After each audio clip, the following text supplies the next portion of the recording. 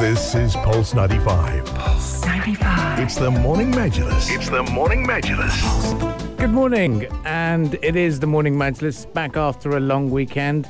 But is a long weekend long enough? We think not, but we're here. And we're talking to you about all things long weekend. We're talking to you all things COVID-19. We're also going to be building up the hype for the Sharjah International Book Fair, because it is going to be a very busy week for the Pulse team and the Pulse 95 anyways, in terms of planning. But in terms of what's happening on the show today, Ahmed Dawood, we've got plenty planned.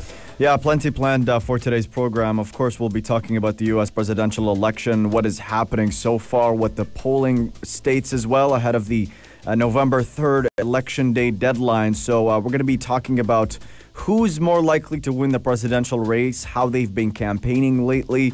Are there any issues, scandals surrounding the two candidates that are being discussed on mainstream media, and many more stories as well. We're going to talk about COVID-19. The United Kingdom has imposed a new national lockdown to prevent a, quote, medical and moral disaster, according to Prime Minister Boris Johnson. So we'll be talking about that as well. Absolutely, and so much coming out from Sharjah as well. His Highness Sheikh Dr. Sultan bin Mohammed Al Qasimi, Supreme Council member and the ruler of Sharjah, has inaugurated just last week the Kalba Mall. So we're going to talk all about it. It's situated in a very, very amazing destination. It's close to the Mangroves Reserve, the Kalba Corniche, the government and university buildings. It houses 38 shops and so much more. So we're going to talk closely about that. And we're also going to talk about the latest meeting that was held by the Sharjah Consultative Council as well. And we're going to talk about its work for the second ordinary session of the 10th legislative term, the visions, the efforts of the Sharjah Commerce and Tourism Development Authority, and what happened in that meeting. So stay tuned. Yep, of course, we're talking all things Sharjah tourism, all things Eastern region as well. Did you have a great long weekend? Where did you end up? We'll be discussing that in greater detail, and would love to hear your thoughts as well. So text lines remain open, 4215. DM us on Pulse 95 Radio if you'd like to have your say on that platform. We'll be right back after some musical entertainment and a traffic update as well to keep you moving this morning. Pulse 95. Between local lines. Notes from the Emirate. New inaugurations from the Emirate and in the Emirate of Sharjah. His Highness Sheikh Dr. Sultan bin Mohammed Al Qasimi, Supreme Council member and the ruler of Sharjah, has inaugurated actually on Wednesday Kalba Mall, or the Kalba Mall, and unveiling the commemorative plaque to mark the official opening. His Highness toured the facilities and sections of the mall, listening to an overview of the center's project stages and also the shops and services the mall provides and offers to the people and visitors of the city of Kalba and Sharjah in general. And His Highness Sheikh Dr. Sultan bin Mohammed Al Qasimi inspected the Sharjah Co-op Society as well before being briefed on the plans and objectives of the Kalba Mall in supporting various economic sectors and also the investment opportunities it will provide in support of the commercial sector in the city of Kalba. Yeah, and there's so much going on here as far as the mall is concerned. It sits on an area of over 22,000 square meters, close to the Mangroves Reserve, the Kalba Corniche, the government and university buildings as well. And the mall will house 38 shops, 10 kiosks, a cinema hall, a sports club, and entertainment area that can accommodate over 600 visitors. The mall will also have 318 parking spaces. Great news, and wonderful to see these initiatives and what's going on, especially when it comes to tourism options in the eastern region. And Kalba, if you've not been well acquainted with the city, there still is the Mangroves, there's still the Kingfisher Lodge, we've got the Wildlife Reserve Park, the Al Hafia Park as well, mountain reserves. So a great place to be. But then sometimes when you go with your friends or your family, there really isn't much to do after you've explored those places. You end up in Fajira. So it's great to have a mall. And I spent my long weekend over in the eastern region. And when I was there, I was quite glad, and I was hoping Rania was not in the queue going to Shees Park, because I thought I'll have a very angry Rania I know. on a Sunday morning. Yeah, I thought it would be really busy. Yep, exactly. It was. So Yeah. my recommendation is Go during the week. go during the week and much better. think of Shees Park as the iPhone 12. There's a bit of hype.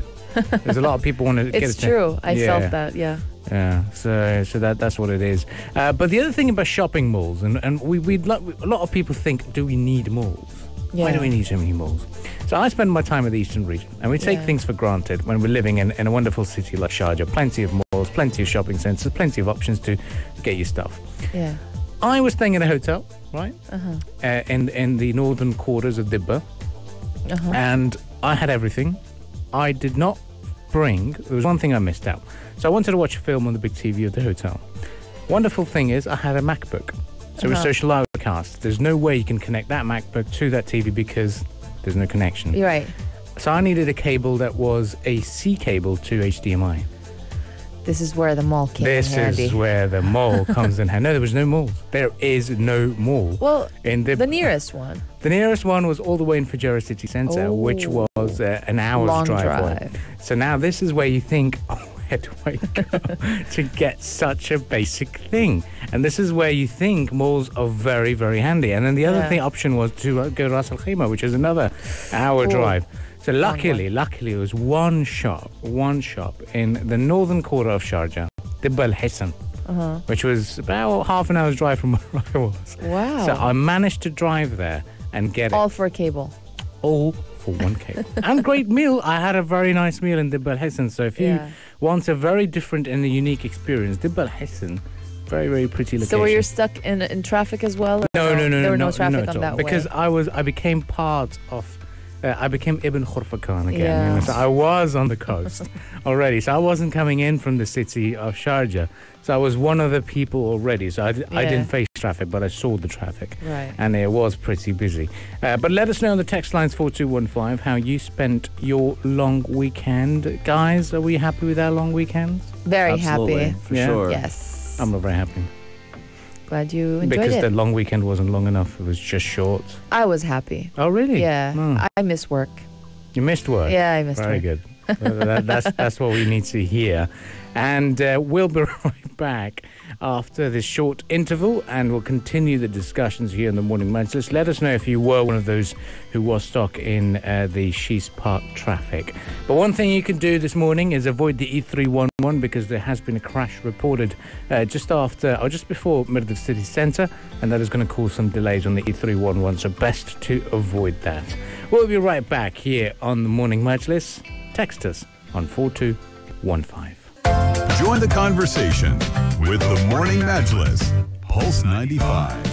Everybody, good morning. Welcome back to the program. And we're discussing the U.S. presidential elections. November 3rd is Election Day, and Americans have been casting their votes across the entire country as well. And this is going to be a major election, and one that is pretty much the point of discussion at the moment because America is pretty influential. Because the presidential voting system assigns each state a number of electoral college votes, which go to whoever wins the state. Currently, Trump and Biden are going at war over what are called swing states, which could go either way with the vote as well. So that's what we've been following. But interestingly here, looking at all the different angles, we've got the markets angle as well, and what investors are hoping the outcome would be.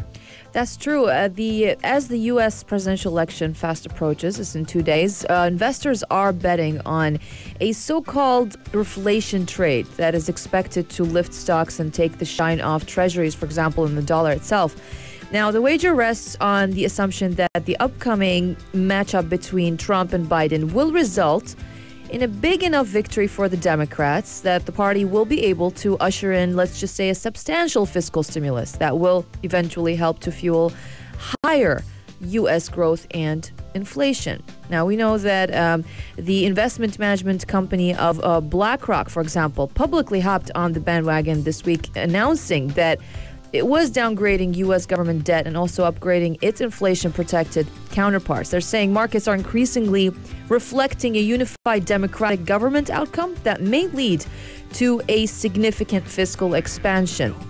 So this electoral outcome would bring forward the market pricing of the higher inflation regime that we were already reflecting in our strategic asset views. Still, the path to a more robust recovery is by no means a clear one, even if Democrats do win on November 3rd, as polls currently indicate so far. But rather, much depends on the distribution of power in the Senate and if Democrats can win a large enough majority to push through a major COVID-19 relief bill.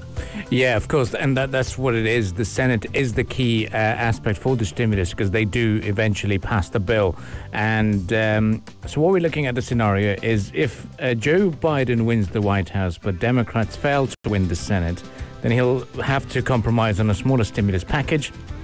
And also the plans of tax increases would not go ahead. If Donald Trump is re-elected and faces a newly Democratic Senate alongside the Democratic House, he's also likely to face pushback on many issues. But looking at the larger stimulus package, he may have his way.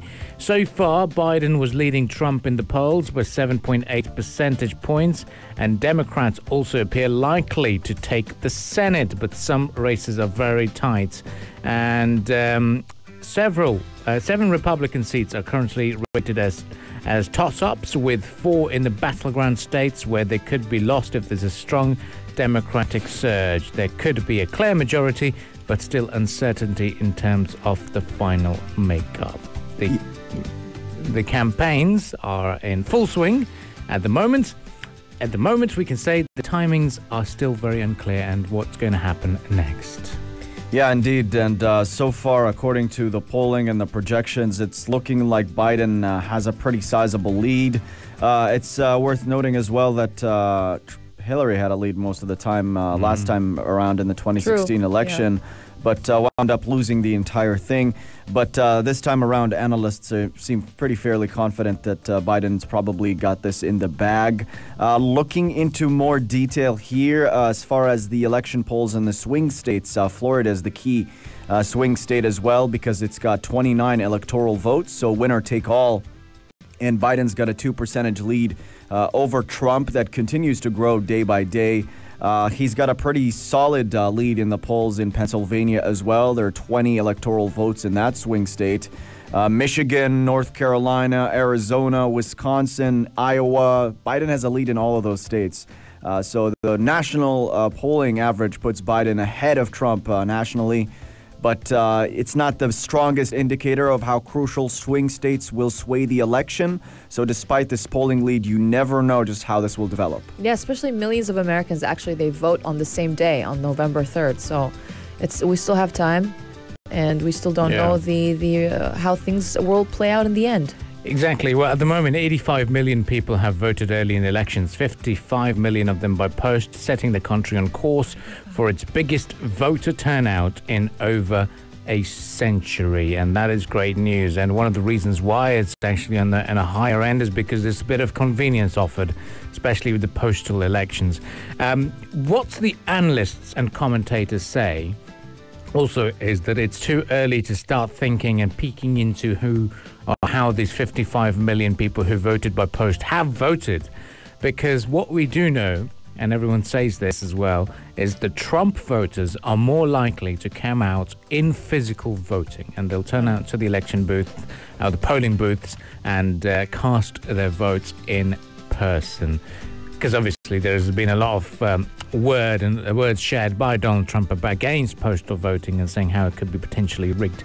So this is one of the reasons why we can see that as well. Barack Obama has been involved recently, and he said that obviously he's been favoring Joe Biden and saying that we're done with the chaos, the tweets, the anger, the failure, and the refusal to take any responsibility. So much is there to look forward to. Apart from the United States, let's shift our focus to the United Kingdom. They've implemented a 4-week national lockdown. How is that going to affect us? What's happening there? All of this will be discussed right here on the Morning Majlis. So send us your thoughts as well on 4215. We'll also keep you moving with a bit of a traffic update later on as well. This is the Morning Majlis, only on Pulse 95. Pulse 95. The Morning Majlis, talking the stories that are shaping headlines.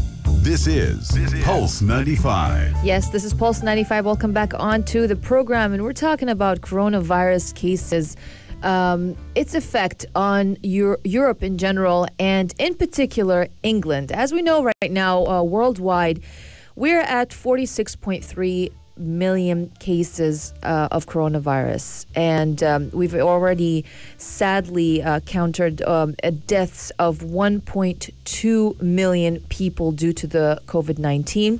Thankfully, more than 33 million people recovered worldwide. 33 million people, thankfully. But over there in the UK, they've had more than 1 million total cases so far. And over the past 7 days, England has seen an average of 226 infections per 100,000 people. This led British Prime Minister Boris Johnson to announce yesterday that England will have to go into a new month-long lockdown. That will be starting on this Thursday, and it shall go until December 2nd. Now, this was announced during a news conference with top government scientific advisors. British Prime Minister Boris Johnson, he said that the current system of local lockdowns was no longer enough to stop the soaring coronavirus infection rate. He said, from Thursday until the start of December, you must all stay at home.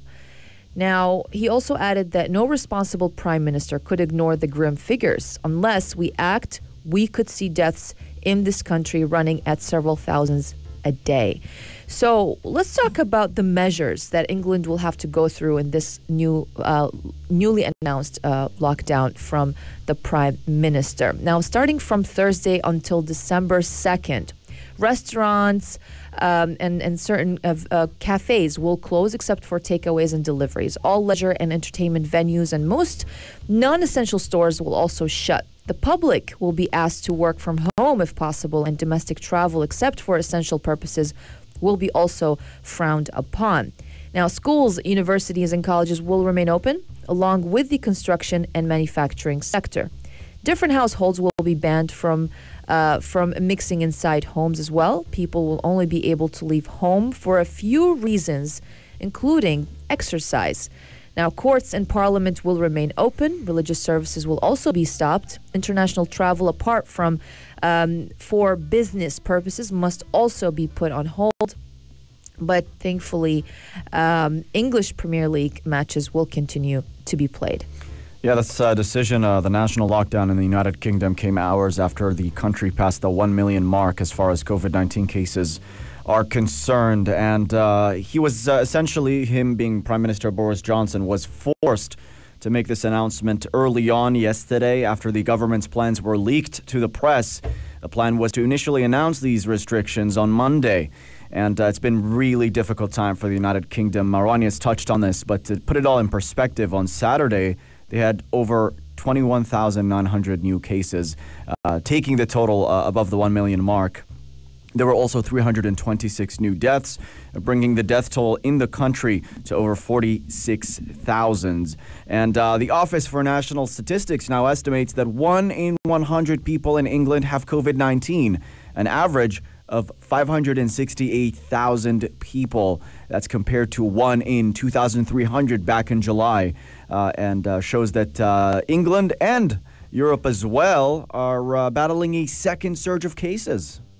Yes, it is. And there's a lot of talk in the United Kingdom saying Boris is doing exactly what people in Europe would be doing. And he's basically following their advice and following what the measures or mirroring the measures of Europe. And the other side of the argument, also the same side of the argument says, and he's decided to move out of the EU and is forcing that aspect as well.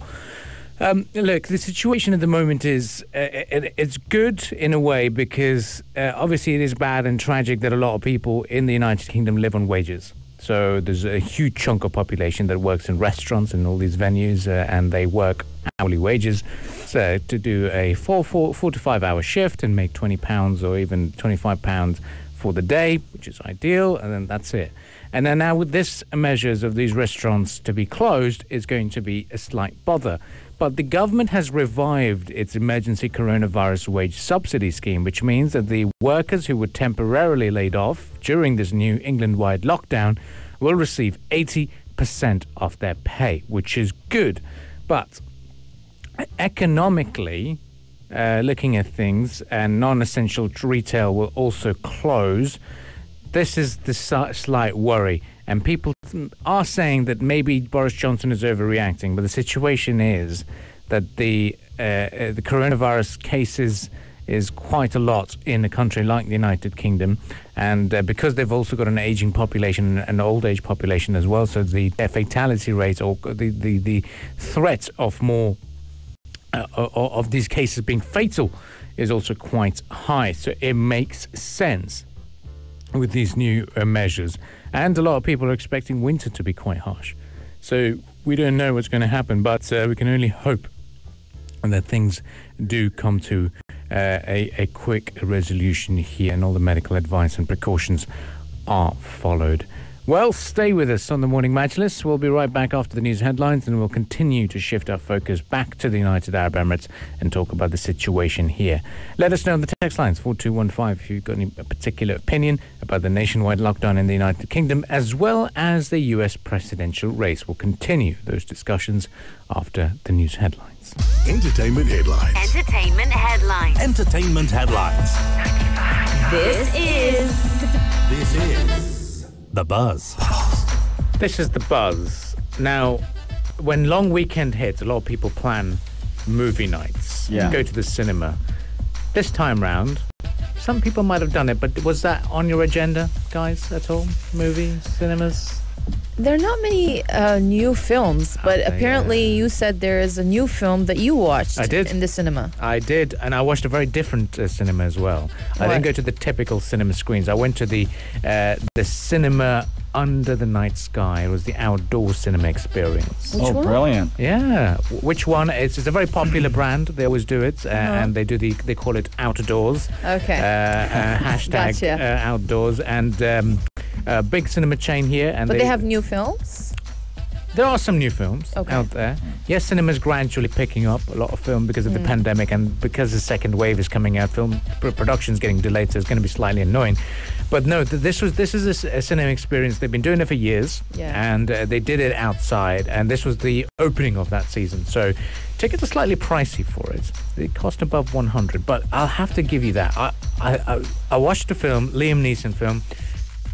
Good enough, mediocre style for an action film. Gonna give you that. Okay. But I loved the experience of it because I was sat in a cabana, Nice. and it was sat in a cabana. Some people were sat on bean bags, and they watched the film.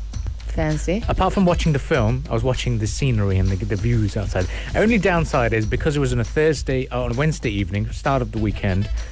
A lot of people were pressing horns on the road. So the traffic situation slightly disturbed the mood. But no, the experience was great because the weather's amazing under the Okay. night sky, and it's just beautiful. It's an experience that you've got to try it at one So stage. what film did you see again? I watched Honest Thief.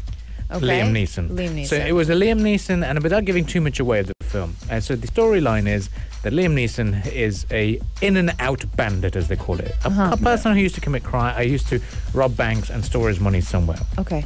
Now, to negotiate a reduced sentence, he tells FBI, saying, look, I'll tell you where the money is. I'll give you a share in it. I'll pay it off, but get me a reduced sentence. So those two agents that come in, they now try to frame him for murder. And now he wants to clear his name. So he's a bad guy, but a good bad guy. So it's like The Taken. If you've watched The Taken, I've taken. Yeah. I've seen Taken. it's all a decade series. old. It's 10 Yeah. years since Yeah. Taken first came out. The first one, I think it was in 2008. Yeah. Taken 1. And then Taken 2, maybe it was in 2012 or 13. Yeah. The third one was maybe 2014. There's a third one. I didn't know there was a third Yeah, one. there was a third one. And people are asking about when is the fourth one coming out? Okay, Honest Thief. I like the first two only. Okay, Honest Thief is fairly good. Okay, Yeah. so but in terms of the level of action, low key, I'd say it's great. I mean, it's good to see Liam Neeson back in the story. Same kind of a character, same kind of a love story. And instead of being a fatherly figure, he's trying to protect his partner. So a lot of that. But there was one scene where Liam Neeson and an FBI agent fall from the second floor of a building. Oh, no. They go through the window and fall. And I was worried more about Liam Neeson. I was like, oh my God, he's old. He's an old guy. I was like, subhanallah, how did you do that? Liam, man. It's Liam Neeson. He can get away with it. So it doesn't go that well. You can understand the FBI agents, obviously, they rolled onto the roof or wherever, fell to the ground. But Liam Neeson, man, he's old. Yeah. Right. Can't do that to him. And yeah, so there was some little bit of unrealistic parts there, but overall, a good watch. And I think now with the weather getting better, lots of places that you can try the outdoor cinema style. There's lots of different venues that try to do it. And of course, Al Jada in Sharjah, a great destination to do a drive-in cinema experience. And back in the days when Al Jada started, you were worried about how much aircon you'll need. Right. Now you don't need it. Now you don't need it. Just sit there. roll down your windows. Roll down the windows. Yeah, relax. that's it. Sit on the bonnet. Sit on top of the bonnet. You can do that, but now you can disturb other people's views. But you can have a proper drive-in cinema experience. A lot of people like doing it, so you can. It's something that you've got to experience and try it. And I think it's all about being outdoors now. Did you abandon now your Netflix watching? Or yeah, I think I did. This long. It's so difficult to watch Netflix now because the weather's so good outside. The weather's so nice. You want to make take advantage of it. Yeah, even going to the gym feels like a pain. You think, I should be walking outside or jogging or Exactly. So that's what the situation is. But let us know on the text lines 4215 on how you are celebrating the outdoors. If you want a unique outdoor experience. I'm going to buy a bike, by the way. Oh, okay. Yes, I feel like this is the right time to buy a bicycle. It's amazing. I think I've seen more and more people I know have been going biking. It's a great sport. You work your entire body out. And it's beautiful. I'm going to do the same thing. I'll buy a bike. There we go. Yeah, ride around University City. Like the good old days. Yeah. Do that. That's my advice. And also, if you want a unique experience. I know I talk a lot about the Eastern region. I talk about Khorfakan a lot, and Kalba, we've been talking about it. Don't rule out Dibba al-Hisan. I was amazed by the new Corniche, the new canal. And looking at the destination itself, you can start from the very beginning of the Corniche, go all the way down, up or go all the way down towards the beach park, and the border is very close to Oman from there. And you walk right towards the sea and make that whole journey. Pretty impressive. Nice little walk. And I saw lots of people doing that over the long weekend. Dibba al-Hisan, a very, very small retreat. And also part of the Emirate of Sharjah. Of course. So definitely got to experience that. Don't rule that place out. And lots of nice cafes to sit by. So absolutely. That is your diary sorted if you want something different. She's Park, you can go, but it's like the iPhone 12 at the moment. There's too much of a hype. So it's too busy. So wait a bit. Let them all experience it, and then you can go. Or go on a weekday. And you'll definitely find Rania there on one of the weekdays. On the weekdays, I'll be there for sure. Yes. Well, this was it for the Morning Majlis. Ahmed, where can we catch all these discussions? You could catch all the discussions on SoundCloud, Spotify, and Apple Podcasts. Just type Morning Majlis into the search bar. We also upload video podcasts on our YouTube channel, so make sure you subscribe on Pulse 95 Radio. Thank you all for listening to today's show, joining us via the text lines. We'll see you tomorrow at 7 a.m. Until then, stay safe and stay tuned to Pulse 95. If you liked this episode of The Morning Majlis, drop a like and subscribe. 95. Be sure to follow us on Instagram for all our daily updates and top stories. Pulse.